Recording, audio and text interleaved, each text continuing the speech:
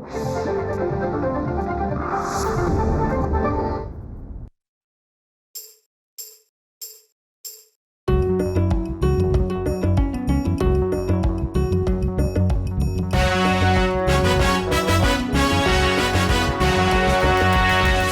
सेवा सकलांची हा एक ध्यास अनिवार्य.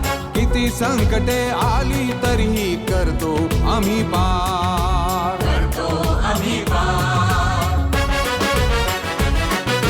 ध्यास घेऊन देतो आम्ही भविष्यास आकार. मनापासून आम्ही मानतो देश हाच परिवार.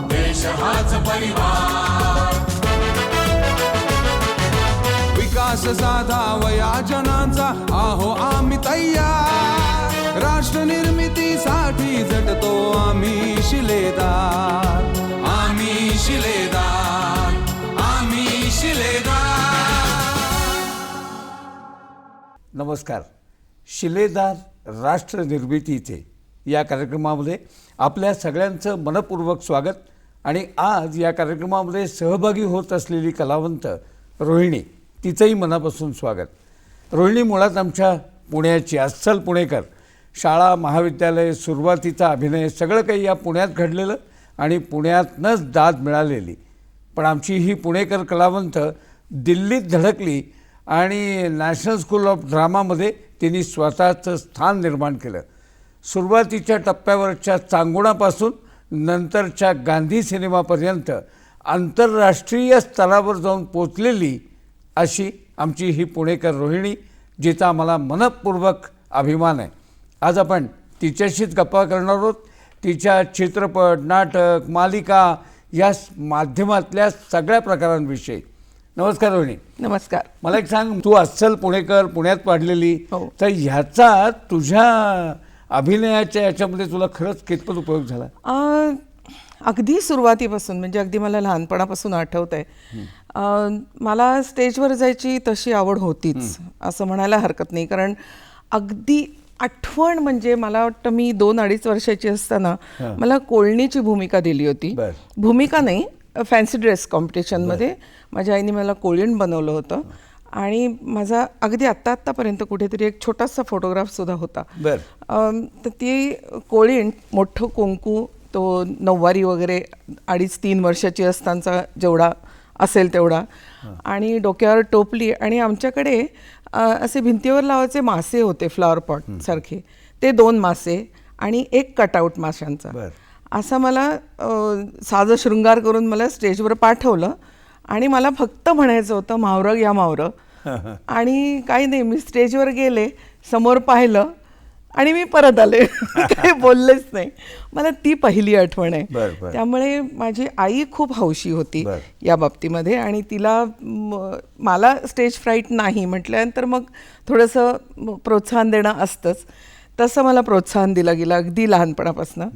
मी मला वाटतं 3रीमध्ये असताना मला डान्सच्या क्लासला सुद्धा घातलं. गुरु सुरेंद्र बडगावकर, त्यांच्या डान्सच्या क्लासला जायची मी. ते कथकलीचे डान्सर, त्यामुळे तिथं आम्ही कथकली शिकलो. किंकिणी वृंद नृत्यालय, लक्ष्मी रोडला, कॉमनवेल्थच्या समोर. तर तशी माझी सुरुवात झाली. आमच्या आठवणीमध्ये तुझे बाबा अनंतराव ओक हे रंगमंचाशी जोडले गेलेले. तुझी त्यांची या अभिनयाच्या अनुषंगाने, नाटकाच्या अनुषंगाने, केवळ बाबा म्हणून नाही, एका नाटकाशी संबंधित जाणकार माणसाची मुलगी म्हणून. बाबांना सुंदर मी होणार करायचं होतं आराधना नाट्य संघातर्फे. आणि त्यांच्या ऑडिशन्स, आता ऑडिशन्स आपण म्हणतो, पण तेव्हा असं सगळ्या टेस्ट चालल्या होत्या मुलींना बोलवून वगैरे. त्यांना बेबी राजे मिळत नव्हती. आणि मी तोपर्यंत मी नाटकात काम करायला लागले होते. म्हणजे मंतरलेलं पाणी बालनाट्य असून सुद्धा म्हणजे काम करत होते. आणि स्कूलमध्ये सुद्धा, शाळेमध्ये सुद्धा एक नाटक मी केलं होतं तोपर्यंत. आणि प्रत्येक वेळा रोज येऊन आईला सांगायचं, त्या बेबीराजे मिळत नाही आहे, बेबीराजे मिळत नाही आहे.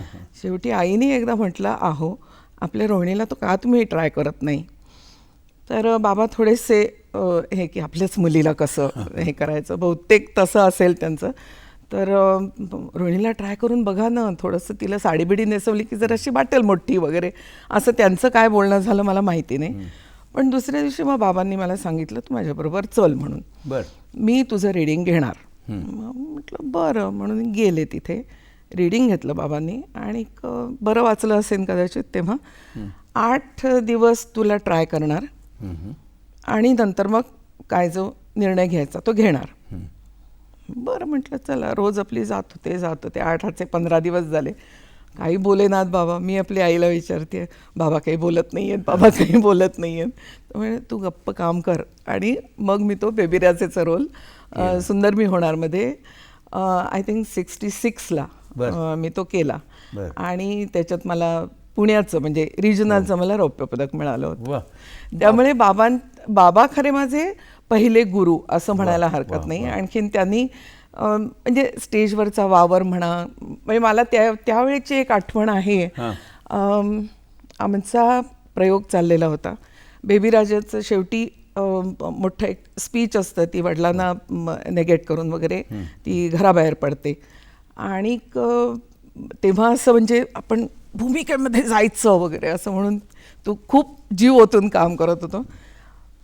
एक्झिट घेतली आणि विंगमध्ये येऊन मी रडायला लागले. बर. बाबा आले, पॅट केलं, चांगलं काम केलंस, पण ते सगळं स्टेजवर ठेवायचं, आतमध्ये आणायचं नाही, आतमध्ये तू बेबीराजे नाहीस असं म्हणून तो माझा पहिला धडा की रंगभूमीवरचं तुम्ही विंगमध्ये किंवा घरामध्ये आणायचं नाही. तो माझा बाबांचा पहिला धडा होता. मला एक सांग, साधारणपणे मुलाचे पाय पाळण्यात दिसतात वगैरे टिपिकल म्हण आहे, तसं तुझ्यातला अभिनयाचा गुण घरातल्यांना नेमका कधी अगदी असा खणखणीतपणे जाणवला असेल? ॲक्च्युली त्यांच्याच प्रोत्साहनामुळे मी सगळं करत होते. फक्त एक मला आठवते, माझ्या डोक्यावर टांगती तलवार अशी होती की तेव्हा शाळेमध्ये सुद्धा तेव्हा शिक्षण तर चाललेलंच होतं. भावे स्कूल मुलींचं MES गर्ल्स रेणुका नाही, तो भरतनाट्य मंदिरचा होता आमचा. भरतनाट्य मंदिरमध्ये जे मंतरलेलं पाणी केलं आणि त्याच्यानंतर जंगलातलं 2-3 आम्ही बालनाट्य केली भरतची. एक तर मंतरलेलं पाणी, मग जंगलातला वेताळ, असा मी काय गुन्हा केला नावाचं नाटक होतं. तर त्याच्यामध्ये आमचा ग्रुप होता तो मोहन जोशी, दीपक माहुलीकर तेव्हा मॅट्रिकला पहिला आलेला तो, राजन मोहाडीकर, आनंद पानसे, दिलीप शिंदगेकर आणि एक मला वाटतं रानडे म्हणून मुलगा होता. असे आम्ही 5-6 आणि दिलीप जोगळेकर. हे आमचा अजून आहे आमचा ग्रुप. तो आम्ही म्हणजे व्हॉट्सॲपचे ग्रुप स्वतः होतात ना. तू आता मला एक मध्येच तुला विचारतो, तू आता मस्त खतखततेस, पण एकूण तुझं पडद्याच्या जगामध्ये असताना बहुतेक सगळ्या मंडळींचं म्हणणं असं की तू जरा जास्तच धीर गंभीर आहेस. मुळात खोडकर होतीस का? पण हां, खोडकर म्हणजे तशी फार खोडकर अशी नाही, पण मी स्पोर्ट्समन होते. शाळेमध्ये डान्स कर. मी व्हॉलीबॉल खेळली आहे. व्हॉलीबॉलची व्हर्सिटी प्लेअर आहे मी. त्यावेळेस आमच्या वेळेस कला दीक्षित नावाची एक आठवत असेल, ती आमच्या कॉलेजची. बरं. खेळाच्या जोडीला मग त्यावेळेला कॉलेजच्या काळामध्ये नाटकातनं कामं, मित्रमैत्रिणींचा ग्रुप हा आत्ता सांगितलेली नाही, माझ्या शाळेचा ग्रुप आमचा अगदीच वेगळा होता. त्याच्यामध्ये नाटकात असं काम करणारं बाकी कोणी नाही. रंगमंचावरच जायचं असंच होतं. एक तर डान्समुळे मला म्हणजे रंगमंचावर जायचं एवढं होतं. त्याच्यानंतर जेव्हा मी मंतरलेलं पाणी केलं तेव्हा मला ती थोडीशी कॅरेक्टर्सची गोडी लागली. आणि त्याच्यानंतर असं वाटलं की नाही, मला नाही सोडता येणार. म्हणजे जेव्हा जरा प्रोत्साहन मिळून मला बक्षिसं मिळत गेली, वेगवेगळ्या भूमिका मी केल्या. म्हणजे साधारण सुंदर मी होणार नंतर वेगवेगळ्या त्या काळातल्या भूमिका कोणत्या? ॲक्च्युली काय व्हायचं त्यावेळेस ना, हे जे फॅक्टरीजमध्ये किंवा औद्योगिकच्या ज्या स्पर्धा व्हायच्या त्याच्यामध्ये फार मुली नसायच्या. त्यामुळे त्यांना अलाउड होतं की बाहेरून मुली घ्यायचं. मग तसे रोज बरेच केलेत. म्हणजे मंगेश तेंडुलकरांच्या बरोबर रात्र नावाची एकांकिका केली. ती म्हणजे अगदीच वेगळ्या धर्तीची होती आणि तेव्हा तर मी अगदीच कॉलेजमध्ये होते. तर ती भूमिका, नंतर भणगेंच्या बरोबर श्रीनिवास भणगेंची एक तुकडा नावाची एक होती. त्याच्यात असे रस्त्यावरचे रॅक पिकर्स म्हणतो ना, तशी भूमिका होती. मग अशा वेगवेगळ्या केलेल्या आहेत. ती नंतर सुनो जन्मेजय मधली तरुणी, ते अशा वेगवेगळ्या भूमिका मी त्यावेळेला म्हणजे before going to national school of drama. National school of ड्रामाला जायचा निर्णय कशात आला? काय झालं ॲक्च्युली, ग्रॅज्युएशन नंतर थोडंसं आता काय करायचं असा एक असतोच. तर मी BSc झालेली आहे केमिस्ट्री घेऊन, आणि केमिस्ट्री, बॉटनी, झुऑलॉजी, आणि तो ग्रुपसुद्धा घेतला मला डॉक्टर व्हायचं होतं म्हणून. जे झाले नाही, मला ससूनमध्ये ॲडमिशन नाही मिळाली, त्यामुळे आणि बाबा पाठवायला तयार नव्हते बाहेर, त्यामुळे ते डॉक्टरीचा हा संपून आम्ही BSc झालो. आणि त्याच्यानंतर काय करायचं तर इंटरव्ह्यूज देत होते, केमिकल असिस्टंट म्हणून, केमिस्ट्री हे. त्यामुळे एक दोन महिने आकाशवाणीवर पण ॲज अनाउन्सर काम केलं होतं, पण अक्षरशः 2 महिने होते. आकाशवाणी पुणे? हां, नाही, पुणे हिंदीमध्ये. हो. आणि त्याच्यानंतर ते करत असताना मग काय करायचं तर बाबांनी मला एक कात्रण आणून दिलं. 25 स्कॉलरशिप्स, म्हणजे नॅशनल लेवलवर सेंटरच्या 25 स्कॉलरशिप्स होत्या वेगवेगळ्या परफॉर्मिंग आर्ट्समध्ये, म्हणजे फक्त थिएटर नाही, त्याच्यात नृत्य, गायन, नाट्य ह्या सगळ्या, किंवा फोक ह्याच्यामध्ये. तर तिथं मी अर्ज केला. अर्ज करून 3 महिने काहीही नाही. म्हटलं बहुतेक गेला तो आता संबंध, भारतभरून अर्ज येणार काय वगैरे. आणि अचानक कॉल आला इंटरव्ह्यूचा. तो कलकत्त्याला होता इंटरव्ह्यू. मग मी आणि माझा भाऊ, आम्ही 2 जण कलकत्त्याचा इंटरव्ह्यू झाला. आणि नंतर मग एका महिन्याभरातच परत दिल्लीचा फायनल इंटरव्ह्यू, म्हणजे तिथून गाळणी लागली होती आणखीन फायनल इंटरव्ह्यूसाठी दिल्लीला फायनल इंटरव्ह्यूसाठी. मग आई होती बरोबर. तिथे अलकाजी इंटरव्ह्यू घ्यायला होते. आणि मग त्यांनी ते विचारलं वगैरे. आणि मग कुठे, कारण काय झालं होतं त्याच्यामध्ये, तो फॉर्ममध्ये आता संगीत आणि नृत्य म्हटल्यानंतर गुरु असं असायचं. आता नाटकामध्ये गुरु म्हणजे काय तर बाबांनी ऐकलं होतं. आणि त्याच्या 1 वर्ष आधी मला वाटतं नॅशनल स्कूल ऑफ ड्रामाची 2 नाटकं पुण्यात झाली होती, जसमा ओडन आणि कॉकेशियन चॉक सर्कल. आणि त्याच्यात सुहास काळे होती. नंतरची जोशी. त्यावेळेस सुहास होती. आणि सुहास तोपर्यंत गेली होती नॅशनल स्कूल ऑफ ड्रामाला. तर बाबांनी सांगितलं ते अलकाजींचं नाव लिही आणि institution national school of drama लिही. तर तशी मी मग मला ती स्कॉलरशिप मिळाली. आणि मग 3 वर्षाचा कोर्स आहे म्हटल्यानंतर मग आम्ही आनंदानेच गेलो. कारण त्याच्यानंतर त्याच्या आधी म्हणजे जो लकडा लागणार होता लग्नाचा, तो थोडासा पुढे लागला, पुढे सरकला गेला थोडासा. जो पुढे सरकला गेला तो फायदेशीर ठरला ना, कारण त्याच नॅशनल स्कूल ऑफ ड्रामामध्ये मला वाटतं तुला जयदेव भेटला. हो, तुम्ही बरोबर होतात? हो, आम्ही एकाच क्लासमध्ये होतो. त्यांनी ह्याच्यामध्ये डायरेक्शनमध्ये केलं आणि मी ॲक्टिंगमध्ये स्पेशलायझेशन केलं. पण नॅशनल स्कूल ऑफ ड्रामाच्या संसारामध्ये तुझ्या अभिनयावर किंवा तू त्याच्या दिग्दर्शनावर एकमेकांनी थेट कधी काही प्रतिक्रिया?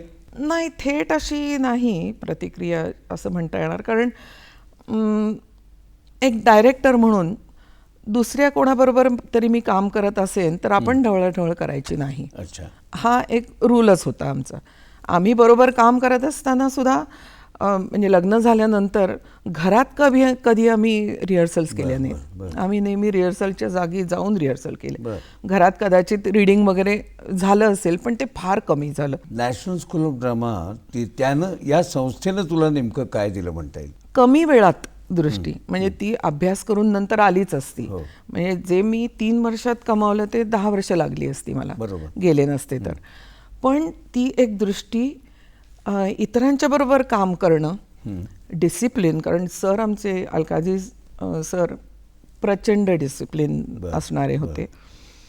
आणि इतर ठिकाणी, म्हणजे फक्त भारतातच नाही पण बाहेर परदेशात सुद्धा काय चाललेलं आहे ते, इतरांच्या बरोबर काम करण्याची, कारण आम्ही होतो तेव्हा प्रोफेसर शोजो सातो आले होते, जॅपनीज डिरेक्टर. बरोबर. त्यांनी आमच्याबरोबर जपानी प्ले केला. नंतर डॉक्टर शिवराम कारंत, त्यांनी यक्षगान केलं आमच्याबरोबर. नंतर ब्रायन करा नावाचे एक आले होते, ते डायरेक्टर नव्हते, ही वॉज सेट डिझायनर.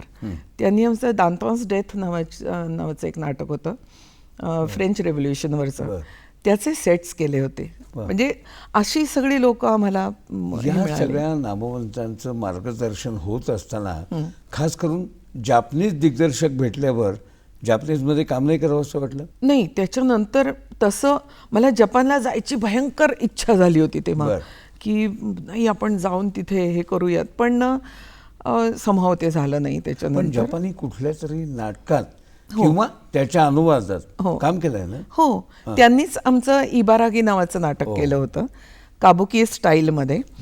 आणि त्याच्यामध्ये आमचे फक्त डायलॉग्स हिंदी होते. बाकी सगळं म्हणजे मेकअप, तुमचं चालणं बोलणं, आमचं कॉस्ट्युम्स, हे सगळे जॅपनीज होते.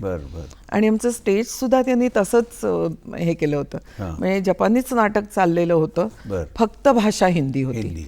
आणि इवन आमची हिंदी भाषा बोलण्याची तरा सुद्धा आम्ही जॅपनीज ठेवली होती. म्हणजे कसं? कितनी याद आती थी मुझे अपने भांजे की, असे काहीतरी आम्ही डायलॉग्स म्हणायचो. ऍक्च्युली नाटक करत असताना हे असा आवाजात बोलायचं, याचं हसू नाही आलं? सुरुवातीला खूप मजा वाटली होती आम्हाला की कसं असं, पण आमचे शोजो सातो सर आम्हाला जॅपनीजमध्ये म्हणून दाखवायचे.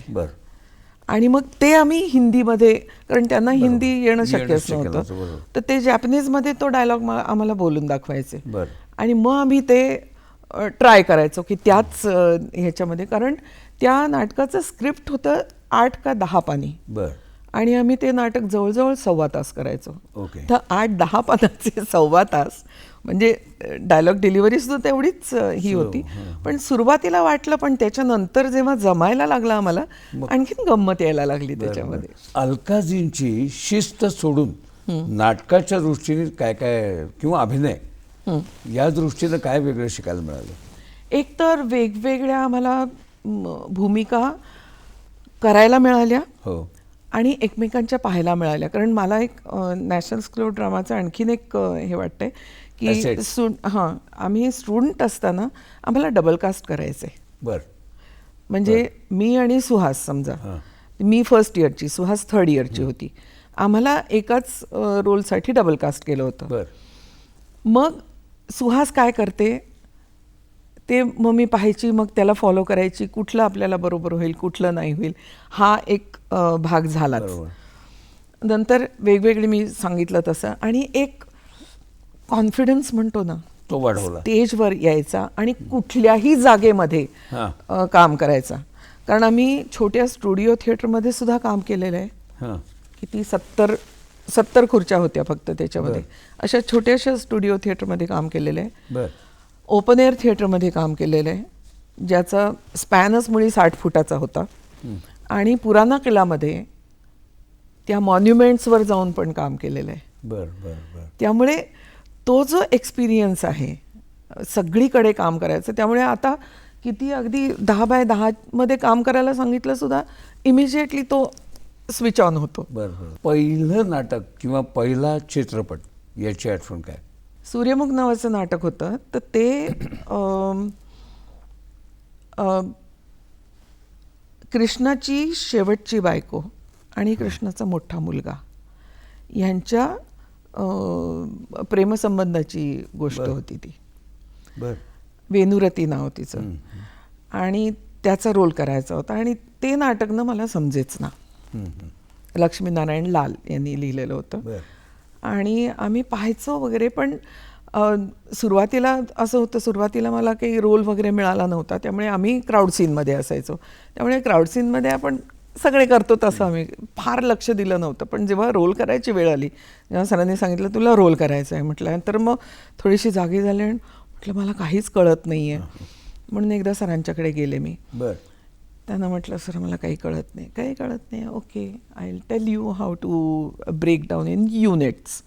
पूर्ण नाटक युनिट्समध्ये कसं पाडायचं. आपण साधे युनिट्स म्हणजे काय, 3 अंक किंवा 4 सीन्स, पहिल्या अंकाचे 4 सीनचे सुद्धा युनिट्स पाडायचे. म्हणजे मग तुम्हाला तो फ्लो नाटकाचा कळतो. तर चल पेन्सिल काढ. मी पेन्सिल काढली. मी सांगतो तिथं खूण कर. माझ्या स्क्रिप्टवर खूण करायला लागली. पेन्सिल काय उठे ना. पेन्सिल होती बोथट. आणि माझ्याकडे पाहिलं, असं पाहिलं, आणि your mind is as blunt as your pencil, sharpen it असं म्हणाले. आणि स्वतःची पेन्सिल दिली मला, आता कर म्हणून. आणि म्हटलं ते म्हणजे ब्रीदवाक्यासारखंच मला आयुष्याचा लेसन दिला की बाई तुम्ही ॲक्टर असाल तर तुम्हाला शार्प राहिलंच पाहिजे. नक्की. म्हणजे तुम्हाला डोळे उघडे ठेवूनच जगायला पाहिजे. आणि पहिला कॅमेरा तसा दूरदर्शनचाच म्हणायला पाहिजे. कारण नॅशनल स्कूल ऑफ ड्रामामधून आल्यानंतर जसं पहिल्यांदा मी पहिलं नाटक माझं जेव्हा झालं कस्तुरी मृग, त्याच सुमाराला मग मी दूरदर्शनमध्ये. कस्तुरी मृग म्हणजे मोहन गोखले होतं का? हो, मोहनचं आणि माझं ते पहिलं नाटक व्यावसायिकवरचं. मोहननी त्याच्या आधी कामं केली होती, पण व्यावसायिकचं आमच्या दोघांचं पहिलं नाटक ते. आणि तर त्याच सुमाराला मला वाटतं आम्ही इथे दूरदर्शनलाच होते. आमचेच गुरुबंधू म्हणायला हरकत नाही, विके शर्मा होते. त्यांनी मला एका नाटकात काम दिलं होतं.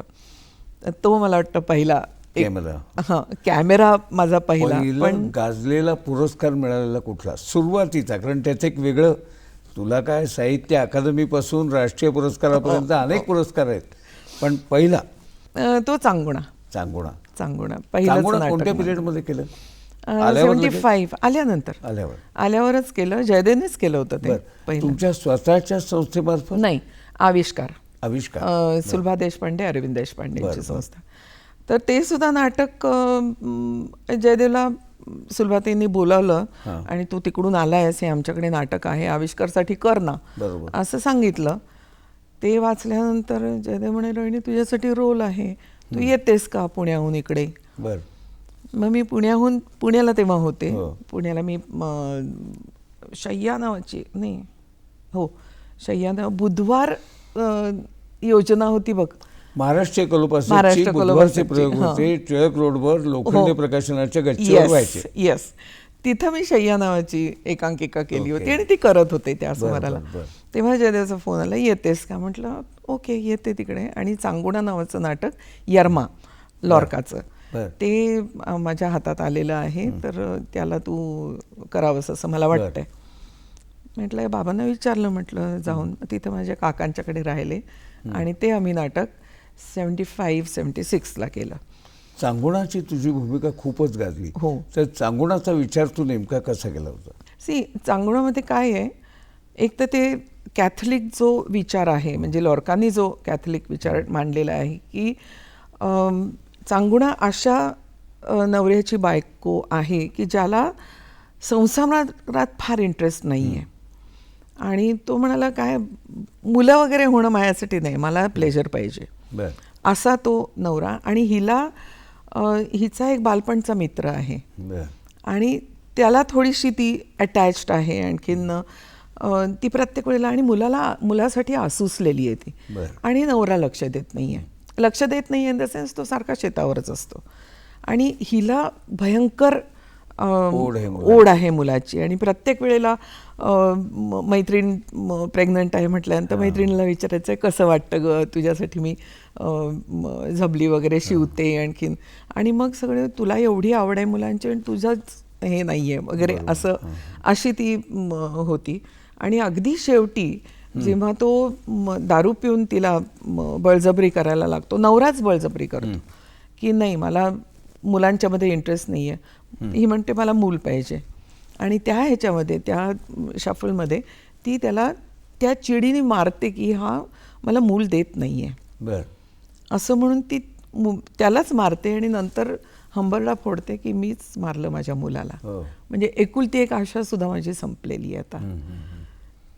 तो थोडंसं आपण हे म्हणतो ना की आपण विवाहबाह्य संबंध आपण वर्ज्य मानतो, तसं तर तो थोडासा तो रिलिजियस सुद्धा त्याच्यामध्ये हा होता, पॉइंट होता की त्याला इंटरेस्ट नाही आहे आणखीन. जर संघ करायचा तर तो रिप्रोडक्शनसाठी संघ करायचा. बरं बरं. असा थोडासा त्याच्यामध्ये हा होता. मला एक सांग, तुम्ही दोघांनी म्हणजे बाकी सगळं त्या नॅशनल स्कूल ऑफ ड्रामाचं सांगितलं, पण पुढे तुम्ही आयुष्यातही जोडीदार झालात. त्याची सुरुवात कशी झाली दिल्लीत? आमच्या वर्गामध्ये जयदेव एकच म्हणजे मराठी थोडासा जाणणारा, तो सुद्धा मराठी जाणत असून सुद्धा तो इंग्लिश मिडियमचा होता आणि माझं इंग्लिश म्हणजे फारच वाईट होतं, फक्त बोलायला वगैरे. म्हणजे पहिल्यांदी मला आठवते, नंतर मला सगळीजण म्हणायची ये पहले थी ना वो अच्छी थी, 6 महीना चुप चुप थी ना वो अच्छी थी, बाद में इसने हिंदी सीख लिया और हो गया वगैरे असं म्हणायचं नंतर गमतीने. पण त्या सुमाराला तो एकच मला स्कूलमध्ये आधार होता. आणि आम्हाला प्रोजेक्ट्स म्हणजे 3 तास लिहायचा पेपर नसायचा. आम्हाला विषय दिला जायचा आणि त्याच्यावर आम्ही चक्क हे करायचो, त्याच्यावर निबंध किंवा मोठा लेख असं म्हणायला हरकत नाही, तर त्या विषयावर ते लिहायचं, ते सबमिट करायचं आणि परीक्षेच्या दिवशी आपल्या विषयावर आपण बोलायचं. असा तो आमचा. त्यामुळे लेखी परीक्षा आमच्या वेळेला नव्हतीच. 3 तास बाबा बसून लेखी परीक्षा. अभ्यास एकत्र, त्यानिमित्ताने अभ्यास एकत्र. मग आम्हाला सांगितलं होतं तुम्हाला समजा भाषा येत नसेल तर तुम्ही मराठीत लिहिला तरी चालेल, पण म्हटलं आता आपल्याला इंग्लिश येत आहे तर मग कशाला. मग जयदेव मला इंग्लिशमध्ये तो इंग्लिश माझं करेक्ट करून द्यायचा सुरुवातीला. अच्छा, म्हणजे जयदेवची दोस्ती वाढत गेली ती भाषा शिकवण्याच्या. आणि प्रेमाची भाषा बोलला का पण कधी? हो, बोलायचं. थेट बोलला? नाही, थेट म्हणजे असं नाही, पण कोणी कोणाला प्रपोज केलं? मला असं आठवत नाही, पण आम्ही दोघांनी एकमेकांना की आता आपण कधी करायचं लग्न. अच्छा अच्छा, असं झालं होतं. तुमच्या दोघांच्या लग्नाचा आणि आयुष्याच्या पुढच्या प्रवासाचा विषय निघाला म्हणून अजून काही विचारतो, पण याच टप्प्यावर तुला एक खास भेट देणार आहोत. पाहूया एक चित्रफित. आई हे शब्द ऐकूनच असं छान वाटतं आणि इकडे छान वाटतं. फक्त आपण आई म्हणतो, हे फक्त इकडे नसतं, इकडे पण होतं. आणि सेमच रोहिणीजींचा डबल रोल आहे लाईफमध्ये. म्हणजे खूप लोकांचा डबल रोल आहे, रोहिणीजींचा तर आहेच. एक रोहिणीजी म्हणजे माझ्यासाठी ज्या उत्तम अभिनेत्री, म्हणजे ते मलाच माहीत नाही, सगळ्या जगाला माहिती आहे. आणि एक म्हणजे आई. आणि जे मी त्यांच्याकडून शिकलो आहे, ह्या 2 भूमिकेंना बॅलन्स कसं करायचं ते मी त्यांच्याकडून शिकलो आहे. की आपण एक सक्सेसफुल करिअरमध्ये इन्वॉल्व्ह होता आपण घराकडे कसं लक्ष देऊ शकतो, आणि एक ओव्हरऑल पर्सनॅलिटी जी त्याच्याहून निर्माण होते त्याच्यावर आपण कसं लक्ष देऊ शकतो, ते मला वाटतं मी त्यांच्याकडून शिकलो आहे. कारण कधीच काय होतं जनरली की आपण करिअरमध्ये जेव्हा आपण खूप इन्वॉल्व्ह होऊन जातो तर घर हे जरा पाठीमागे होतं.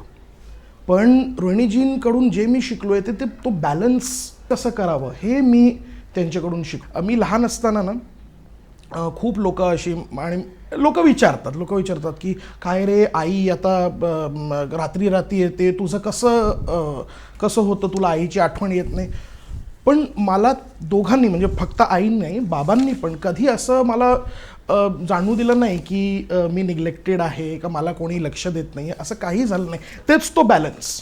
म्हणजे खूप लोकांना काय होतं, बाहेरून जी लोक बघतात ना त्यांना असं वाटतं की हो ती रोहिणी तर खूप बिझी असेल, आई बाबा बिझी असतील. मग त्याला मी बोर्डिंग स्कूलला गेलो तर खूप लोकांनी हे पण सांगितलं की बोर्डिंगला पाठवतात कारण त्यांच्याकडे वेळ नाही आहे. हे चुकीचं आहे. हे मला वाटतं खूप चुकीचं आहे. असं काहीही होत नाही. तुम्ही करिअरही बॅलन्स करू शकता, घरही बॅलन्स करू शकता. कधी असं झालं नाही की मला असं वाटलं होतं की ओ मी एकटा पडलो, असं काही झालं नव्हतं. तर त्याच्यामधून आणि ते ॲक्च्युली त्यांनी मला इंडिपेंडंट केलं, ते पण एक छान गोष्ट झाली की जी इंडिपेंडन्स आपण, स्वातंत्र्यता आपण आपली स्वतःची, ती फार लहानपणापासून माझ्यात निर्माण झाली. आणि हे बघा, मी रोहिणी ताई म्हणतो, रोहिणी जी म्हणतो, कारण ॲज अन ॲक्टर मला जेव्हा मी ॲज अन ॲक्टर त्यांच्याकडे बघतो तेव्हा रोहिणी जी आहेत त्या माझ्यासाठी, आणि जेव्हा मी एक आई म्हणून बघतो, मी तिला अम्मा म्हणतो. काय होतं, आपण खूप काही शिकतो आपल्या आई वडिलांकडून, पण जे मी स्पेशली शिकलो आहे तो बॅलन्स. की आणि आज काय होतं, आज सगळे कामावर जात आहेत, आज सगळे काम करतात, सगळ्यांचे करिअर्स आहेत, सगळ्यांना करिअरमध्ये पण यश हवं आहे, पर्सनल लाईफमध्ये पण यश हवं आहे. हा जो बॅलन्स तो कसा करावा, त्यांनी ॲक्च्युली बसून नाही, त्यांनी करून ते दाखवून मला शिकवलं आहे. म्हणजे प्रॅक्टिकल त्यांनी करून, असं नाही की तू हे कर बाबा, तू हे बॅलन्स ठेव, हा असं नव्हे, तर ॲक्च्युली त्यांच्या आयुष्यातून मला दाखवलं आहे, स्वतः तसं वावरून मला दाखवलं की हे कसं करतात. ती मला खूप म्हणजे खूप ॲडव्हान्टेजेस आहे माझ्यासाठी. रोहिणी, तू जगभर गाजलीस आणि भारतामध्ये आदराचा विषय झालीस ती गांधी सिनेमातल्या कस्तुरबामुळे. हो. तर गांधी अनेकांदा तू सांगितलं असेल, पण आपल्या खास रसिकांसाठी सांग. ॲक्च्युली तेव्हा माझं रथचक्र नाटक चालू होतं बरं. आणि मी दौऱ्यावर होते. आणि मी दौऱ्यावरून घरी आले तर मला जयदेव नव्हता घरामध्ये. त्याची चिठ्ठी मिळाली की रोहिणी, संध्याकाळी काही नसेल तर घेऊ नकोस काही, आपल्याला सर रिचर्ड अटेनबरांना भेटायला जायचं आहे. बरं. तर डॉली ठाकूर ही आमची लायझॉन ऑफिसर होती, हो. तिने कॉन्टॅक्ट केला होता आणि तिने बोलावलं होतं तिकडे की सर रिचर्ड तिकडे येणार आहेत इंग्लंडला जायला परत, बरं. तर तिथे येऊन भेटा. तर एअरपोर्टवर जायचं होतं कारण ते दिल्लीहून येणार होते आणि मध्ये 4 तासाचा हॉल्ट होता त्यांचा. तर तसे जाऊन मग आम्ही भेटलो त्यांना आणि तिने फक्त रिक्वायरमेंट सांगितली होती की साडी नेसून ये बाबा म्हणून. साडी नेसून गेले होते आणि तेव्हा आम्ही जाऊन भेटलो सर रिचर्डना. आणखीन पण 2 जणं होते, मला वाटतं कविता चौधरी होती, आणखीन रूपकुमार राजदान, 2 जणं होते आणि आम्ही 4 जणं आम्ही भेटलो सरांना, सर रिचर्डना. चहा कॉफी प्यायलो आणि परत आलो. परत आल्यानंतर दुसऱ्या दिवशी तिचा, माझ्याकडे फोन नव्हता त्यावेळेस, तर तिचा टेलिग्राम आला की रिंग मी अप अर्जंटली म्हणून. तर लगेच दुसऱ्या दिवशी जाऊन आम्ही तिला फोन केला. तर ती म्हणाली की तू सिलेक्ट झाली आहेस इंग्लंडला जायला. अरे वा. स्क्रीन टेस्टसाठी. म्हटलं ओके ओके ओके ओके म्हटलं आणि जयदेवच्या हातात फोन दिला. म्हटलं मला नाही बोलता येते बघ. म्हटलं अगं इंग्लंडला जायचं म्हणजे पासपोर्ट पाहिजे, माझ्याकडे पासपोर्ट पण नाही आहे आणि 8 दिवसात जायचं होतं. ही गोष्ट मी 14 तारखेची सांगते. जायचं होतं 21 तारखेला. म्हटलं अगं माझ्याकडे पासपोर्ट नाही आहे, चलो हम करते हैं कुछ, पासपोर्ट तो मिलना ही पडेगा वगैरे असं करून तिन्ही पळापळ केली आणि मला 6 महिन्याचा पासपोर्ट मिळाला पहिल्यांदा. म्हणजे तिन्ही धावाधाव ती म्हणाल चल आपण जाऊयात त्या आम्ही, आणि डायरेक्टली ती ॲज डॉली इज डायरेक्टली डायरेक्टरकडेच पोचली ती पासपोर्ट ऑफिसमध्ये. नाही यांना तुम्ही पासपोर्ट द्यायलाच पाहिजे आणि असा असा सिनेमा होतो आहे, आणखीन अशा अशा जाणार आहेत. मग त्यांनी त्यांच्या सहीनी काय असेल तो. बरं, त्या सगळ्या काळामध्ये मला कोणाला सांगता येईना मी इंग्लंडला जाते म्हणून, कारण पासपोर्ट नव्हता हातामध्ये. आणि त्याच्या आधी मग त्यांनी आम्हाला स्क्रीन टेस्टसाठी म्हणून एक सीन दिला होता.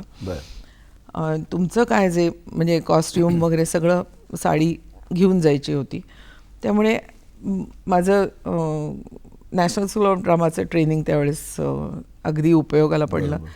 इत्थंभूत मी सगळी तयारी करून गेले होते आणि पासपोर्ट सोमवारी अर्ली मॉर्निंग म्हणजे रविवारी रात्रीची फ्लाईट होती माझी 1 का 1:30 वाजताची, आणि मला शनिवारी संध्याकाळी 5 वाजता पासपोर्ट हातात मिळाला. म्हणजे त्याच्यानंतर मी सांगू शकले की हो मी जातीये म्हणून. तर त्याच्या आधी त्यांनी तो सीन दिला होता आणि तो स्क्रिप्टमधलाच सीन होता.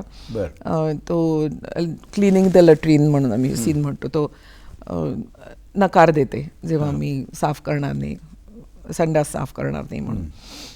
तर मग साडी पाहिजे होती, जी साडी माझ्याकडे म्हणजे फक्त कलकत्ता साड्या, कॉटनच्या साड्या म्हणजे. स्पेशली गेले खादी भंडारमध्ये. म्हटलं मला प्लेन साड्या पाहिजे, तर प्लेन साड्या मिळायला तयार नाहीत, सगळ्यावर डिझाईन होतं. कुठेतरी कोपऱ्यामध्ये माझ्या लकनी एक 5-6 साड्या त्याने अशाच ठेवल्या होत्या. म्हटलं त्या काय आहेत, तर त्या काढल्या तर त्या प्लेन होत्या. म्हटलं ह्याच्यामधली मग ब्राऊन साडी होती ती घेतली. नंतर आमच्याकडे ब्लाउजेस म्हणजे मोठ्या गळ्याचे सगळे, त्यावेळेस कसे जमणार मोठ्या गळ्याचे. तर मग रथचक्र नाटक चालू होतं. सारंगनं विचारलं, तर सारंग म्हणे तुला पाहिजे ते घेऊन जा. त्याच्या आधी गंमत अशी झाली, 21 तारखेला जायचं म्हटल्यानंतर 22 का 23ला आमचे सोल्ड आउट शोज होते. मग मी सारंगच्याकडे गेले. म्हटलं सारंग असं असं झालेलं आहे, काय करायचं. सारंग म्हणे बहुतेक तू लकी आहेस रोहिणी.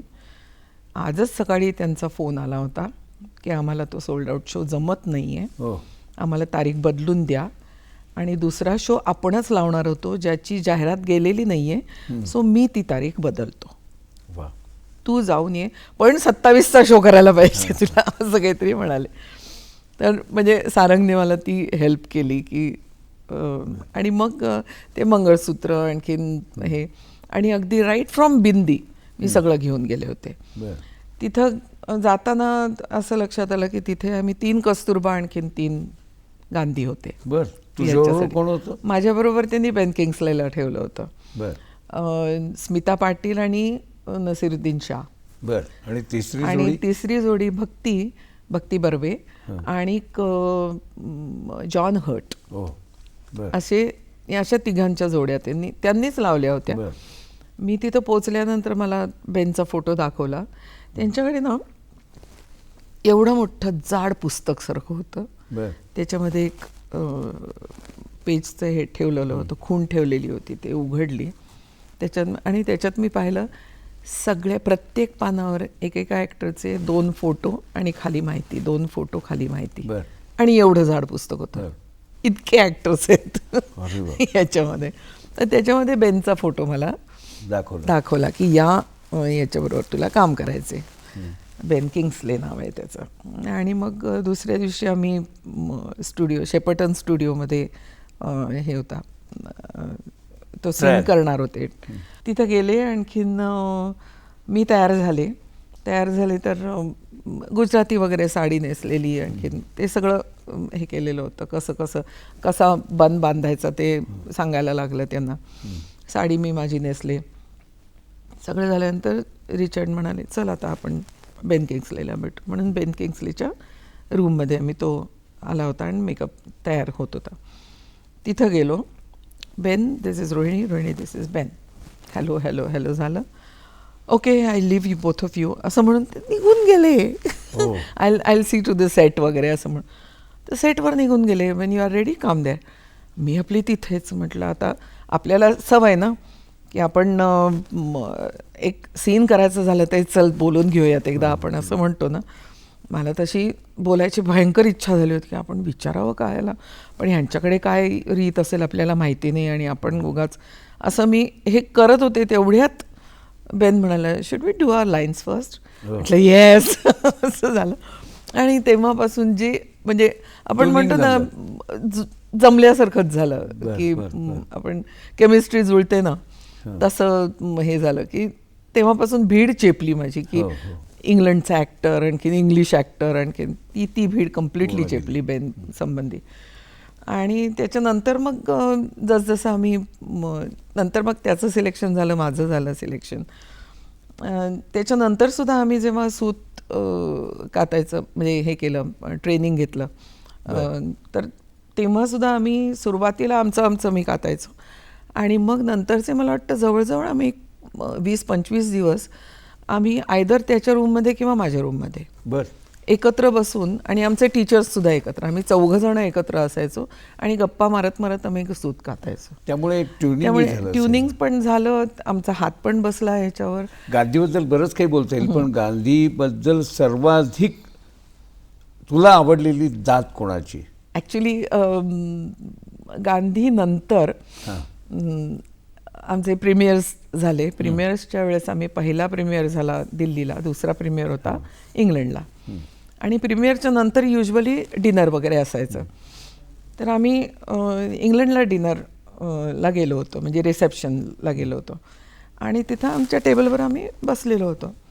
तेवढ्यात मागून एक्सक्यूज मी अशी हा काही मी मागे वळून पाहिलं, एक माणूस उभा होता. आणि मी म्हटलं yes. I was looking for a flaw in your performance and you didn't do it, congratulations असं म्हणाला. आणि हसला, स्माईल दिली आणि परत वळला आणि निघून गेला. आणि नंतर माझ्या डोक्यात प्रकाश पडला, फिडलर ऑन द रूफ मधला टोपोल होता तो. आणि असं, आणि मी जाम फॅन, म्हणजे फिडलर ऑन द रूफ पाहिल्यानंतर मी तर फॅनच झाले होते त्यांची. एक तर त्यांचं सिंगिंग, त्यांचं म्हणजे सगळीच. आणि जयदेव माझ्या जवळ बसला होता, जयदेव टोपोल असं म्हणते मी. नंतर मग आम्ही जेव्हा डिनर आमचं झालं, मी शोधून काढलं अक्षरशः त्या गर्दीमध्ये त्यांना, आणि त्यांना सांगितलं I am great fan of yours वगैरे असं त्यांना सांगितलं. पण म्हणजे तो एक कॉम्प्लिमेंट मला मिळालेला होता की I was looking for a flaw and you don't do it म्हणून. तुझ्या गांधीबद्दल बोललो तसे आणि अख्ख्या सर्व सिनेमांबद्दल आपल्याला असलेल्या उपलब्ध वेळामध्ये बोलणं तर शक्यच नाही, पण निदान एक ठळक 3 अर्थ ॲक्च्युली गांधीनंतर इमिजिएटली मी अर्थ केला. म्हणजे गांधीच्या शूटिंगहून आले मेच्या एंडला, आणि सप्टेंबर का ऑक्टोबरमध्ये मी अर्थ शूट केला. तर त्याच्या आधी मला असं कळलं की महेश भट नावाचा एक डायरेक्टर आहे, तो मला शोधतोय. बरं. आणि किरण बैराळे एक होती. किरणनी मला सांगितलं की अगं महेश तुला शोधतोय, कारण किरण आणि मी इप्टामध्ये बरोबर होतो. अगं महेश तुला शोधतोय. म्हटलं महेश कोण? महेश असं झालं होतं मला. महेश भट, अगं तो शोधतोय तुला, आणखीन तुझ्यासाठी रोल आहे त्याच्याकडे, थांब मी त्याची अपॉइंटमेंट घेऊन देते आणि तुला हे. पण तिनेच फोन केला त्याला आणि तिने अपॉइंटमेंट घेतली आणि 5 वाजता जा उद्या त्याच्याकडे असं म्हणून मी महेशला भेटले. महेशला भेटले, त्यांनी मला तो रोल सांगितला आणि मला तो आवडला आणि तो केला. जरी ह्या दोघीजणी, आणि स्टारकास्ट तर छानच होती म्हणजे, आणि तो सब्जेक्ट पण फार छान होता. तर मी म्हटलं ओके मी करते. म्हणजे असं तेव्हा काही मनात नव्हतं की मी गांधी केला आहे तर मला आता करायचं नाही आहे वगैरे. अल्टिमेटली आपल्याला इथंच काम करायचं आहे, आणि चांगला रोल असेल तर तेव्हा असं नव्हतं की बाबा मी इंटरनॅशनली काम केलं आहे आता मला फक्त इंटरनॅशनल पाहिजे, असं कुठेच वाटलं नव्हतं तेव्हा. आणि मी म्हटलं हो करते. आणि त्याच्यानंतर मग ती भूमिका होती ना, ती इतकी मला जवळची वाटली. जवळची इन द सेन्स, मी आमच्याकडे काम करणारी एक शांताबाई होती, ती माझ्या डोळ्यासमोर आली. आमच्या घरी ओकांच्याकडे काम करणारी. आणि तिची जी मुलगी विमल नावाची मुलगी होती, ती माझ्या शाळेमध्ये पण सकाळच्या सेशनला असायची. ती माझी आई माझे कपडे जपून ठेवायची आणि तिला द्यायची. माझी पुस्तकं तिच्याकडे जायची, कारण ती 2 वर्ष ज्युनियर होती मला. आणि नंतर म्हणजे ते कुठेतरी इतकं डोळ्यासमोर मी पाहिलं होतं, त्यामुळे ते एक इन्स्पिरेशन होतं माझं की हां हे असं असू शकतं. अच्छा. आणि त्यामुळे ती भूमिका, त्याचा उपयोग फारच चांगला झाला मला. सारांशचं सुद्धा असं झालं की महेशनी जेव्हा मला रोल सांगितला तेव्हा मी थोडीशी कंटाळले होते. म्हणजे या अर्थच्या नंतर मला सगळे जे गांधी पण रिलीज झाला, त्याच्यानंतर सगळे यंग टू ओल्ड वगैरे असे रोल्स यायला लागले, आईचे रोल्स यायला लागले. आणि मी म्हटलं महेश तू पण मला म्हातारीचाच रोल देतोयस वगैरे. नाही रोहिणी तू हे ऐक, स्टोरी ऐक आणि मग सांग मला. स्टोरी तर छानच होती. म्हटलं हो मी करते असं म्हणून जेव्हा झालं, तर त्याच्यामध्ये सुद्धा हे एक जे कपल आहे, म्हातारं कपल आहे, ते आपल्या मुलाला त्यांनी हे दे हॅव लॉस्ट देअर सन, आणि त्यांना जीवनात अर्थ वाटत नाही आहे. सुरुवातीला मी देवभक्त आहे त्याच्यामध्ये, त्यामुळे मला सारखं असं की माझा मुलगा परत येणार आहे, माझा मुलगा परत येणार आहे. व्हेरॅज जो प्रधान म्हणजे माझा नवरा आहे, तर तो निराश झालेला आहे की नाही आता हे सगळं संपलेलं आहे, आता जगण्यात काही अर्थ नाही, आणि तो आत्महत्या पण करायचा प्रयत्न करतो. आणि जेव्हा ही दोघं जण यंग कपल त्यांच्याकडे हे राहायला येतं पेईंग गेस्ट म्हणून, आणि त्यांचा जेव्हा प्रॉब्लेम त्यांना कळतो तेव्हा कम्प्लिटली रोल्स बदलतात. की ह्या प्रधानला काहीतरी जीवनात करायला आहे हे होतं, आणि आय लूज माय होप, की ती सुजाता निघून गेली आहे म्हणजे माझा मुलगा निघून गेला. आणि त्याच्यानंतर जे म्हणजे त्या दोघांचे रोल्स बदलतात, आणि त्याच्यानंतर मी आत्महत्या करायला जाते, तेव्हा मग तो सांगतो नाही असं नसतं, जीवन पुढे चालू असतं. आणि मग तो शेवटचा आमचा सीन आहे जिथं त्यांनी ॲशेस टाकलेले असतात मुलाच्या, तिथं छोटी छोटी फुलं उगवलेली आहे. महेश भटबद्दल एका वाक्यात काय सांगशील? वेडा. वेडा म्हणजे अगदी वेगळ्या अर्थाने वेडा, की एकतर जीवनावर खूप प्रेम करणारा आहे तो, आणि स्वतःच्या अनुभवातून त्यांनी खूप असे निर्मिती केलेली आहे. आणि त्यामुळे आणि त्याला बोलायला खूप आवडतं, आणखी ते एक्सप्लेन करायला सुद्धा खूप आवडतं, आणि त्यांनी ह्या माध्यमातून खूप दिलेलं आहे. म्हणजे ही एक बेसिक गोष्ट आहे, बरोबर, की जीवन पुढे चालू राहणं ही बेसिक गोष्ट आहे, पण त्याची जी मांडणी आहे ती कुठेतरी स्वतःच्या जीवनाशी तो जोडतो. बऱ्याच महत्त्वाच्या कलावंतांबरोबरही काम केलं आहे, तर त्यातल्या काहींबद्दल 1-2 ओळी. अमिताभ बच्चन मोस्ट डेडिकेटेड, आणि त्यांना माहीत आहे आपण कुठल्या रोलला किती काय द्यायचं. कारण मी 2 केले, आता तिसऱ्या सरकारमध्ये अर्थात आम्ही समोरासमोर आलोच नाही, माझा कम्प्लिटली वेगळा. पण आता आहे ना त्यामध्ये? हां, सरकारमध्ये मी आहे. पण 2 कुठले? शहनशाह आणि अग्निपथ. त्याच्यामध्ये शहनशाह, मी अग्निपथमध्ये त्यांना एकदा विचारलं होतं, म्हटलं आपण शहनशाह पण केलेलं आहे, आणखीन अग्निपथ, मला अग्निपथमध्ये तुम्ही जरासे वेगळे वाटताय, जास्त सिरियस वाटतंय. हां, ती शहनशाह वॉज अ फन फिल्म वगैरे असं हे करून, पण अग्निपथ पाहताना लोकांनी थोडंसं असं सरसावून बसावं एवढी माझी इच्छा आहे, असं त्यांनी त्यावेळेस सांगितलं होतं. सो ते काम करतच असताना सुद्धा कुठल्या भूमिकेला काय आणि कसं द्यायचं. काम करण्यामध्ये सारांशमध्ये अनुपम खेर सारखा कलावंत, त्याच्या अभिनयाबद्दल काय म्हणतात? त्यांनी ॲक्च्युली कॉमेडीसुद्धा तितकीच चांगली केलेली आहे. त्यावेळेस तो करायचा, तो खूप मन लावून काम केलेलं आहे त्याने इवन, पण त्याच्यानंतर तो कॉमेडीसुद्धा तितकंच चांगलं करतो. Naseeruddin Shah fantastic actor.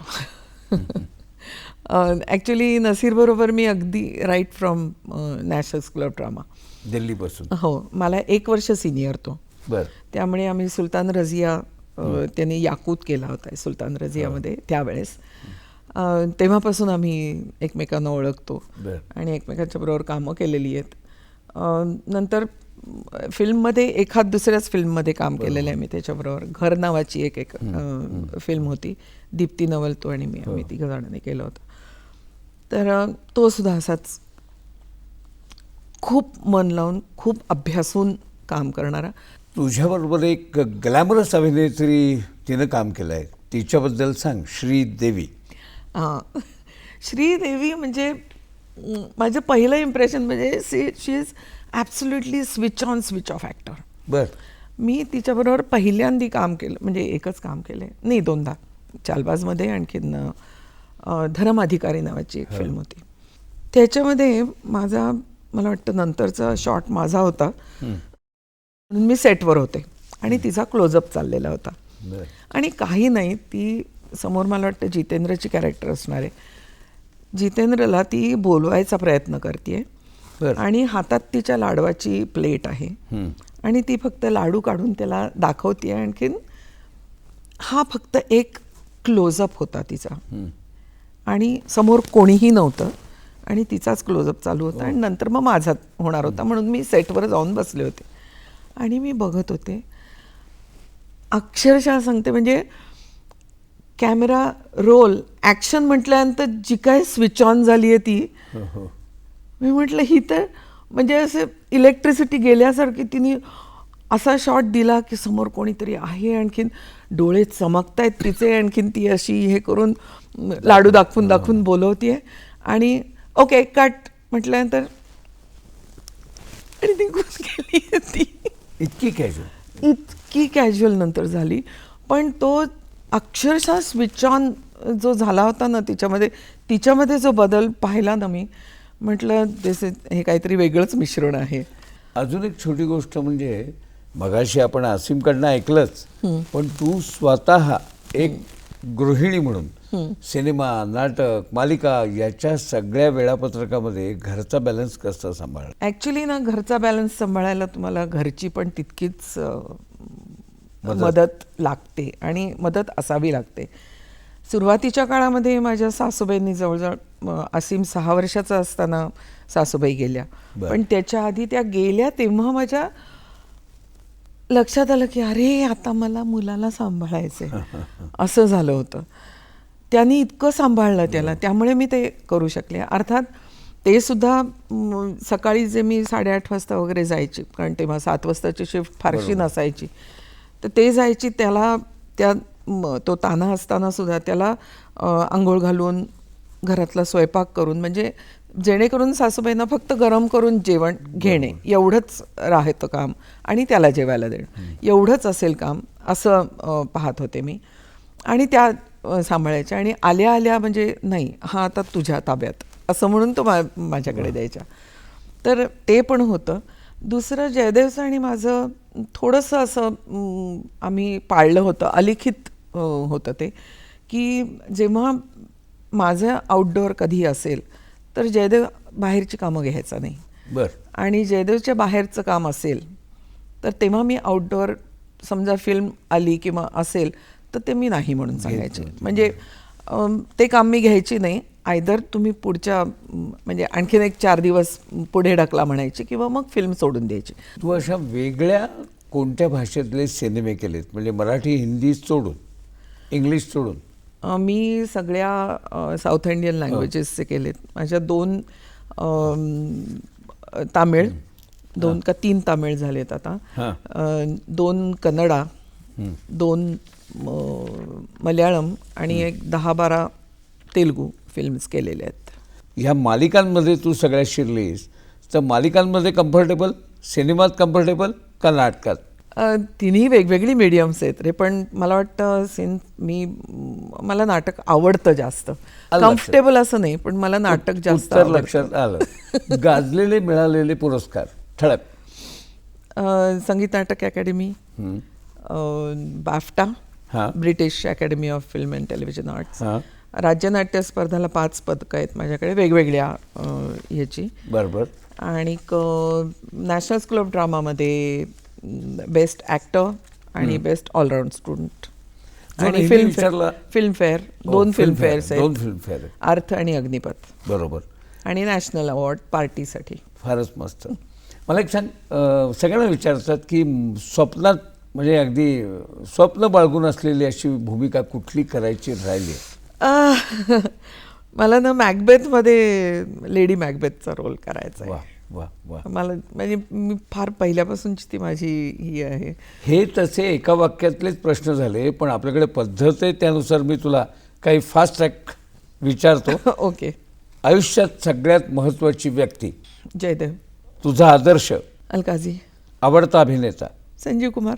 आवडती अभिनेत्री? Meryl Streep. बर. आवडती मालिका? नॅशनल जिओग्राफी वरची कुठलीही. अभिनेत्री नसतीस तर काय व्हायला आवडलं असतं? डॉक्टर. आवडता दिग्दर्शक? गोविंद निलानी. गोविंद निलानी. आवडतं गाणं? ए मेरे प्यारे वतन, मन्ना डेंचं.